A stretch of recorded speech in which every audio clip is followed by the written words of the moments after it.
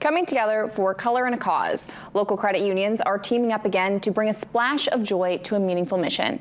The second annual Color for a Cause event raises money for local children's Miracle Network hospitals, and every dollar stays right here in Maine.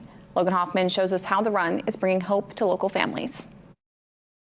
It's more than just a color run. It's a mission with heart. The Bangor chapter of credit unions is holding its second annual Colors for a Cause event. All proceeds go directly to the local Children's Miracle Network hospital. Victoria Sorrentino is the philanthropy specialist of community giving at Northern Light. Donations help to provide life-saving care and therapies to kids in our community. This event is personal for Danielle Hughes, who chairs the committee organizing the event. Her daughter was sick in the hospital as a child. Looking back now, I can talk about it without crying because my daughter's healthy, but it's because of the incredible work of pediatrics doctors that truly care about any child that comes in there. She says while the run is a joyful event, the impact is long-lasting. Every year that we can get bigger is every year we can donate another dollar to a child in need, and that dollar might save a life. With every step and splash of color, organizers hope to bring joy, healing, and support to the children who need it most.